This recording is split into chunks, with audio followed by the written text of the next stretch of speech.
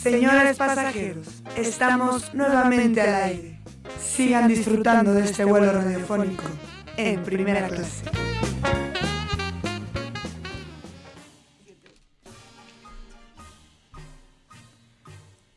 Señores pasajeros, ya estamos de regreso aquí en primera clase. Ya estamos con el parte meteorológico, que el día de hoy le cambiamos un poquito como lo común que siempre damos las noticias de la semana. En este momento vamos a platicar de la historia y de la independencia suiza. Les voy a ir platicando, bueno, entre Yamel y yo les vamos a ir como que contando un poco la historia para que se ubiquen un poquito, ¿no? Yo voy a empezar de la prehistoria a la época romana, porque desde inicios del tercer milenio antes de Cristo, el territorio de la actual Suiza se fue incorporando paso a paso al Imperio Romano. Sin embargo, no constituía todavía una entidad política unitaria, sino que estaba dividido en 5 provincias distintas. El ocaso del Imperio Romano Occidental condujo en los siglos V y VI al declive de la administración romana. Entonces, después de eso viene el periodo comprendido entre 500 y 1000 después de Cristo, que sucede en la época romana, y el territorio de la Suiza se caracterizó por movimientos migratorios, que ahí fue como la época de la migración de varios pueblos, por lo que se asentaron distintos pueblos que trajeron sus lenguas y sus modos de vida. Posteriormente, bueno, en esta época de la Edad Media, el cristianismo, que ya había sido introducido por los romanos, se expandió posteriormente, en parte también gracias a los misioneros, ¿no? Y la iglesia y sus obispados y monasterios se convirtió en uno de los más importantes señores territoriales, ejerciendo sus derechos jurisdiccionales sobre las personas que habitaban y cultivaban la tierra. En el año 902, y el rey alemán Otón I, coronado emperador por el Papa en Roma, gobernaba sobre un conjunto de territorios que más tarde se designaría con el nombre de Sacro Imperio Romano. Esto fue a partir del siglo XV, como Sacro Imperio Romano Germánico e Imperio Alemán a partir de la Edad Moderna.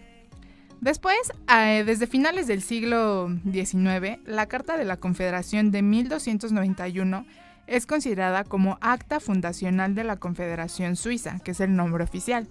En aquel momento se unieron las comunidades rurales y urbanas de los 3 valles de Uri, Schwyz y Bajo Unterwald para conservar la paz y proteger mejor sus libertades frente a potenciales invasores del exterior. Los denominados cantones solían administrar sus asuntos con plena autonomía, en la que se prometieron ayuda mutua en el caso de amenazas exteriores. Es por eso que la fiesta federal oficial tiene lugar el 1 de agosto y se prende fuego a las hogueras alpinas y se lanzan fuegos artificiales. En algunos lugares desfilan niños por las calles con linternas adornadas con la cruz suiza y los blasones cantonales. Y los políticos, desde los alcaldes hasta los consejeros federales, pronuncian sus discursos para solemnizar la fiesta federal. Posteriormente viene la Reforma, que a principios del siglo XVI la Reforma dividió a la cristiandad occidental en 2 campos. El movimiento reformado iniciado por Martín Lutero no consideraba a la Iglesia y a su máximo jefe, el Papa, como mediadores determinantes para alcanzar la salvación. El hombre solo podía salvar su alma con su fe incondicional y este camino lo señalaba únicamente la Sagrada Escritura. El mensaje de la Reforma se divulgó rápidamente y la nueva tecnología de la imprenta fue decisiva para su éxito, ya que Basilea y más tarde también Ginebra se convirtieron en 2 importantes centros europeos de la imprenta. Y bueno, en el siglo XVI, a pesar de que las tensiones confesionales en el siglo XVII, los cantones confederados lograron mantenerse al margen de la Guerra de los 30 años, que ocurrió de 1618 a 1648. Y fruto de esa experiencia se desarrolló en la segunda mitad del siglo la neutralidad como máxima de la política exterior. Sin embargo, Suiza no fue un refugio de paz, ya que a mediados del siglo XVII las tensiones sociales y religiosas desembocaron en conflictos armados como la Guerra Campesina de 1653 y la Primera Guerra de Wilmergen de 1656, lo que provocó que muchos suizos abandonaran su patria y entraran como mercenarios al servicio de Francia y posteriormente a los Países Bajos. En el siglo XVIII estuvo caracterizado por grandes cambios en la agricultura y por el surgimiento de una industria familiar que estaba basada en la división del trabajo, pero sobre todo en la producción textil y la relojería. Y las sociedades ilustradas se dedicaban principalmente a las cuestiones económicas y de enseñanza. Para 1798, las tropas francesas invadieron el país, provocando el colapso del antiguo sistema político confederal de los 13 cantones, por lo que Napoleón se vio obligado, en 1803, a reconvertirla en un estado federalista conformado por cantones cuya configuración geográfica también se mantuvo tras la caída del régimen en 1814 a 1815. Y bueno, ya aquí como que van hacia el Estado federal, y para restablecer parcialmente esta situación prerrevolucionaria, en Suiza se firmó el Tratado Federal de 1815, que otorgó casi plena autonomía a los cantones. Sin embargo, antes de que se constituyese el Estado federal, Suiza tuvo que superar una fase de intensos conflictos, golpes de Estado y la Guerra de la Alianza. Y bueno, casi ya por último, con la fundación del Estado federal, después de todo esto que pasó, se revisó la Constitución en 1874, donde se incrementaron sus competencias, se amplió la democracia directa y la iniciativa popular.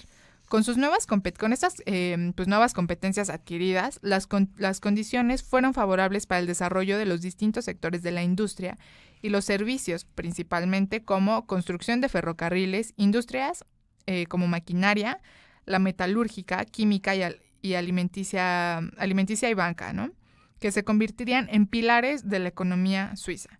Pese al auge económico que estaba sufriendo en esos momentos Suiza, la pobreza y el hambre y las malas perspectivas laborales obligaron a muchos suizos a emigrar sobre toda América.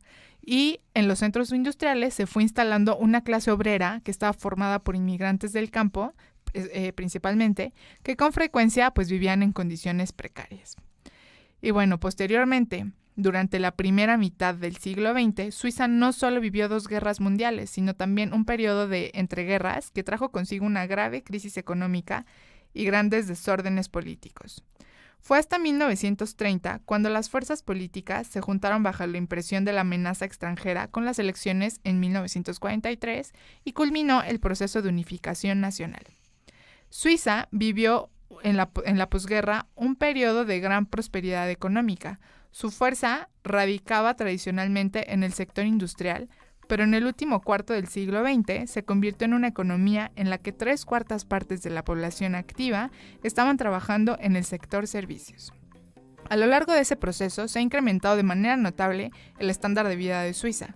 Las condiciones laborales y la seguridad social fueron mejorando y la oferta de mercancías fue ampliándose. Y bueno, hoy en día pues sabemos cómo está posicionado realmente Suiza. Y bueno, esto fue como un poquito de la historia para que entendamos, que no desde un inicio fue lo que es ahora, ¿no? Como que tuvo sus altas y sus bajas durante todas estas épocas desde la prehistoria, casi, ¿no? Y pues bueno, espero que esta información haya sido de utilidad para quienes vayan a visitar Suiza. Yo quiero un chocolate suizo. ¿Sí?